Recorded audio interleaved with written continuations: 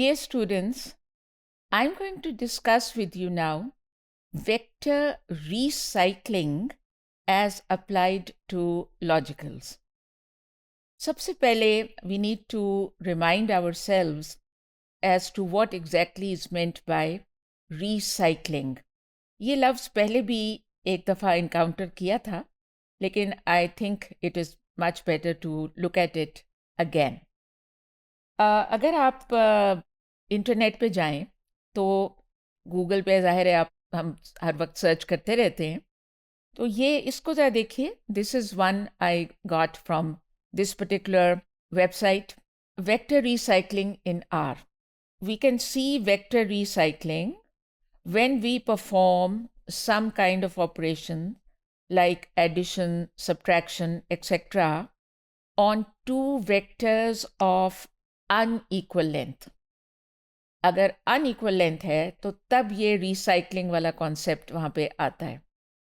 The vector with a small length, अगर दो हैं तो उनमें से जो स्मॉलर लेंथ वाला है, that will be repeated as long as the operation completes on the longer vector. All right, let's apply this. इसको हम देखते हैं कि कैसे ये होता है और फिर ये कि लॉजिकल्स के केस में कैसे होता है. सो देर इज़ दिस एग्जाम्पल. एक पहले भी हम कर चुके हैं. फू हमने नाम रखा हुआ है किस वेक्टर का? This one, 3 2 1 4 1 2 1 -1 0 and 3. अच्छा, इसका नाम हमने फू रखा और उसके बाद एक नया वेक्टर हम क्रिएट करने लगे और उसका नाम रख रहे हैं बाज.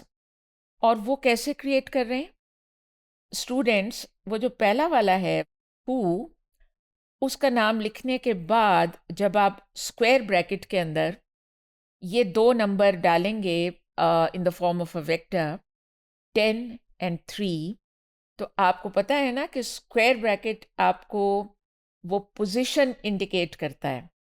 अब 10 का मतलब है कि 10th number, 10th value of the vector फू, और 3 का मतलब है थर्ड वैल्यू या थर्ड नंबर. तो अब जब आप इसको एंटर करेंगे, दोबारा से बाज लिख के एंटर करेंगे, तो आपका ये रिज़ल्ट आता है 3 and 1. 3 कैसे? देखिए 10th नंबर, 10th वैल्यू आपके इस वेक्टर की आखिरी वैल्यू जो है, ये देखिए इट इज़ 3. और 1 इस वेक्टर की जो थर्ड वैल्यू है, ये थर्ड वैल्यू को इंडिकेट कर रहा था ना, तो ये देखिए third value is 1 and you get this. कुछ भी कर सकते हैं, but this is one example कि एक बड़े वेक्टर को ही इस्तेमाल कर लिया in order to create a new vector which is much smaller. Okay? अब आगे चलते हैं. आगे ये देखिए कि अगर हम ये रिलेशनल ऑपरेटर इस्तेमाल करें ग्रेटर दैन वाला, और ये क्या पूछ रहे हैं हम गोया कि फू इज़ ग्रेटर देन बाज. आपको पता है कि वो एलिमेंट वाइज ही बताएगा, वैसे तो बता नहीं सकता.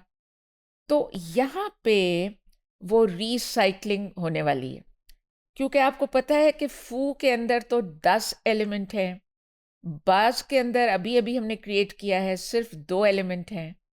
तो वो फिर 2 कैसे उस 10 वाले के साथ चलेंगे?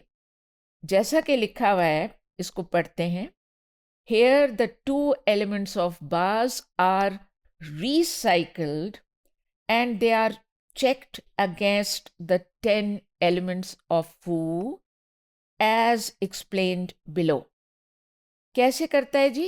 ये देखिए, elements 1 and 2 of foo are checked against 1 and 2 of bars. Elements 3 and 4 of foo are also checked against 1 and 2 of bars. वो 1 and 2 ही दोबारा आएगा ना, वो तो और उसमें तो और कुछ है ही नहीं.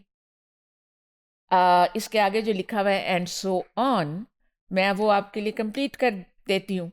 इसके आगे आएगा elements 5 and 6 of foo are checked against 1 and 2 of bars.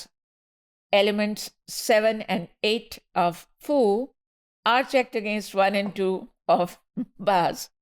And elements 9 and 10 of foo are checked against 1 and 2 of bars. अब जब ये चेकिंग मुकम्मल हो गई तो उसके बाद ये रिज़ल्ट आया, ये रिज़ल्ट जो आपके सामने। तो अब मैं इसको खुद आपके लिए करती हूँ ताकि इसको आप इंजॉय भी करें और आप इसको समझें भी। लेकिन अब मैं उसको चेंज करूँगी। I will not right exactly the same फू एंड द सेम बाज। अब हम वो रिलेशनल ऑपरेटर इस्तेमाल करेंगे। अभी जिस तरह के स्लाइड में आपने देखा था, ये देखें फू ग्रेटर देन बाज, तो हम क्या लिखेंगे? हम लिख देते हैं फू, ग्रेटर की जगह कुछ और भी लिख सकते हैं बाय द वे। चलें फिलहाल हम ग्रेटर ही लिख देते हैं जी। फू ग्रेटर दैन फू। अब देखें कि क्या करता है ये। अब मैं एंटर कर रही हूँ एंड देयर यू आर। देखा वो रिसाइकलिंग हो गई। कैसे हुई? The first element of FOO foo was compared with the first element of FU foo. उसके बाद देख लें, ये जब कंपेयर किया तो 2 is greater than 3, तो फॉल्स ही है ना, तो ये देखें फॉल्स लिखा हुआ है।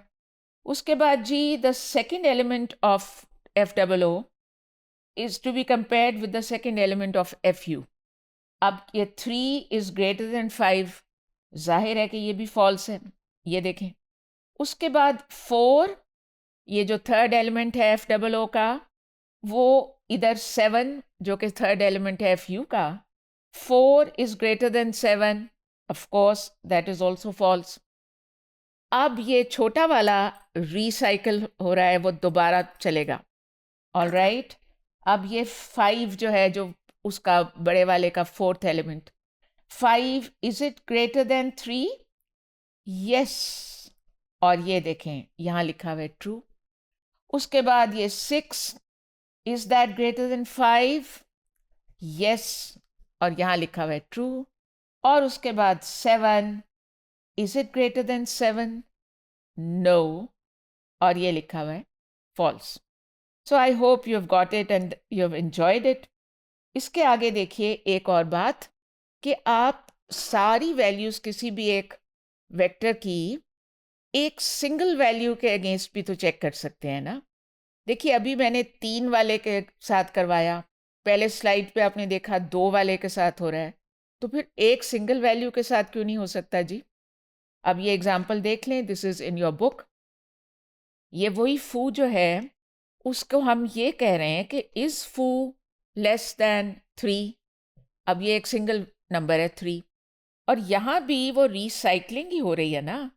ये 10 दफ़ा यही 3 काम आएगा, बार बार वो 3 चल रहा है, और वो 10 वैल्यूज़ हर एक के साथ फिर हम कंपेयर कर सकते हैं।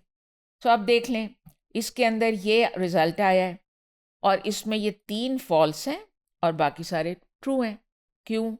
क्योंकि देखें पहला वाला जो फॉल्स है 3 is less than 3 is false, और उसके बाद ये चौथा वाला